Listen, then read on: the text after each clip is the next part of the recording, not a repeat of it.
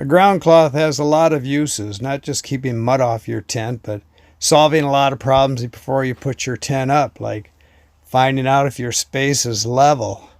If there's a lot of debris underneath that ground cloth, now's the time to get it off, move it, clean everything out of the way so you're not sleeping on it or puncturing a hole in your tent before you get the tent put up. Once you get your ground cloth set with this Durston tent, which is kind of a textbook geometry problem, the sleeping quarters go diagonal and the tent's rectangle. So the method I've been using lately is to set up the diagonal corners first, head to toe or toe to head, to fit the tent over my actual sleeping area, because my ground cloth pretty much covers my inner tent with a little porch on the outside. So I just set the stakes so they're pulling on that inner tent. And then the other two corners pretty much set themselves, and the tent ends up being that rectangle you're looking for, and you know that your sleeping quarters are in the right spot. I'm not looking for a picture perfect pitch. I just want something that'll take a blunt wind in the middle of the night so that I don't have to get up and reset my tent. And this tent, I think, would take that wind. I haven't been in a wind in it that's really been severe.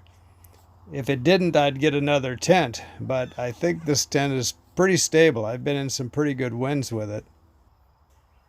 So on trekking pole supported tents, the forums seem to have lots of arguments of whether you should have pole tips down, pole tips up. This tent is designed with a grommet at the top for tips up, and I prefer tips down, and I've been using it pretty much tips down. And I showed you my hack where I put a camera mount in the handle where I can screw it on at night to keep it nice and solid in the right spot.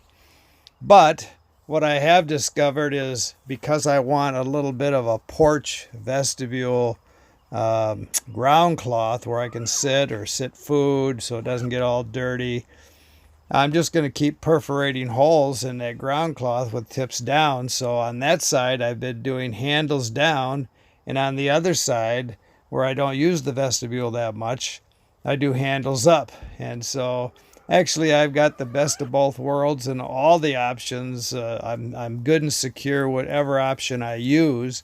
And so right now I'm kind of doing both. So the wrinkle there at the door panel where the zipper door opens is kind of a telltale sign that I don't have the pole high enough.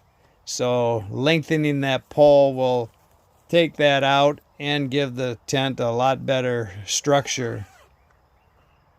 So once I get a basic pitch on this tent, then I can open it up and adjust that ground cloth, because again, I've got the handles down on this side. And, its job basically is to protect that inner tent floor. But if I leave a little lip there in case I want to set something on it, keep something clean that's going to get muddy, most everything now goes in the tent.